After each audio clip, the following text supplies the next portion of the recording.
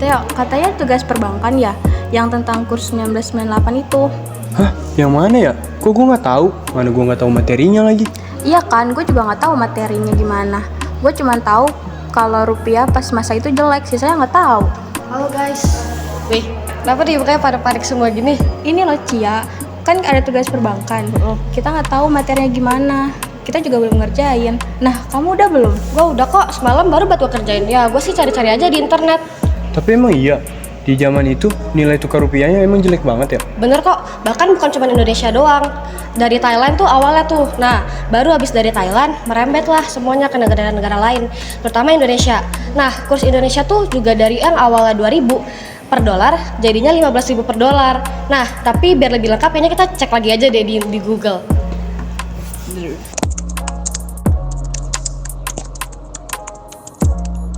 Pada tahun 1998, Indonesia terbakar. Krisis ekonomi telah berubah menjadi krisis sosial dan politik. Harga-harga melambung tinggi, jutaan orang kehilangan pekerjaannya, dan kemarahan rakyat tumpah ke jalan-jalan. Di tengah kekacauan yang semakin menjadi-jadi, pada bulan Maret 1998, Soeharto membuat sebuah keputusan yang mengejutkan banyak pihak. Ia menunjuk Bahrudin Yusuf Habibie, sang teknokrat, sebagai wakil presidennya. Langkah ini alih-alih menenangkan situasi justru semakin memanaskan suasana. Pasar dan rakyat melihat Habibie bukan sebagai figur perubahan, melainkan sebagai perpanjangan tentang rezim yang sudah kehilangan kepercayaan. Ia dianggap sebagai seorang ilmuwan brilian yang buta politik, tidak memiliki basis kekuatan, dan tidak mampu mengendalikan badai yang siap menelan Indonesia. Habibie kini berdiri tepat di mata badai.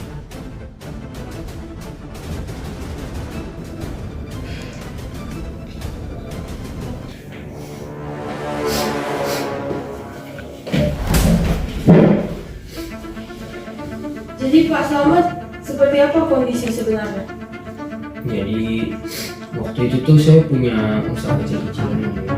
Jadi saya jualan bahan bangunan gitu. Terus habis itu makin hari ini kayak saya rasa saya harus meningkatin harga jual saya. Makin lama makin parah. Jadi saya mulai jualannya ya cukup tinggi ya. Terus habis itu saya kan ada ngimpor barang dari luar kan. Saya juga membayar harga impor itu tingginya berkali-kali lipat lah. Sampai saya juga bingung, bahkan harga jual saya itu nggak bisa membalikin modal saya, jadi saya nggak bisa buat beli stok baru kan. Jadi sampai akhirnya itu mau usaha saya ini saya tutup. Ibu Dian, sebenarnya apa penyebab utama kejatuhan rupiah saat itu? Jadi sebenarnya krisis ini itu dimulai dari Asia. Namun pengaruh terbesarnya atau terberat mereka itu ada di Indonesia, yang dimana semua investor mereka menarik dana yang mereka punya, sementara utang kita ke luar negeri itu tuh semakin meninggi gitu.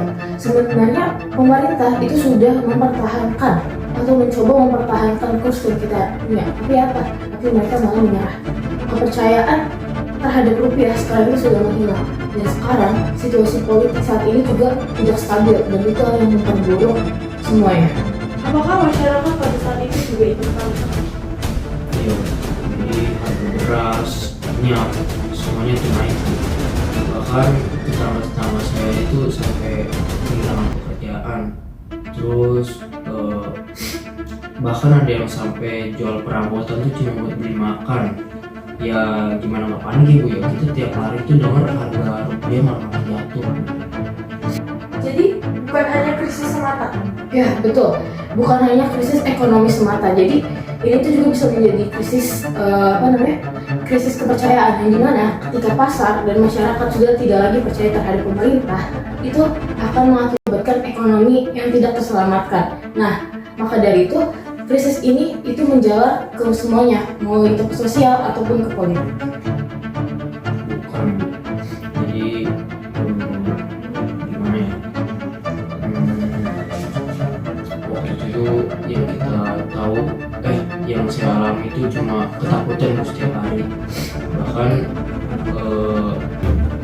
Bahkan harga ya tadi kan harga rupiah itu makin turun, bahkan kita juga sampai kayak belum tahu nih besok tuh bisa makan atau enggak.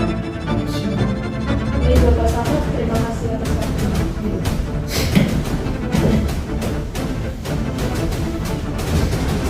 Nah, iya, Ya, jadi gitu guys. Nah, kalian aman kan nih? Aman sih, berarti waktu tahun 1998 Indonesia tuh mengalami krisis moneter yang berat banget ya. Iya lagi, mana nilai tukar rupiah ke dolar Amerika turun drastis banget, yang dari 2.000 rupiah jadi sekarang jadi 15.000 rupiah per dolarnya. Nah, iya bener banget tuh. Nah, kalau gitu kalian kerjain deh guys. Gue duluan ya. Gue mau makan nih, lapar. Oke deh, yaudah ayo kita kerjain yuk. Bye, guys.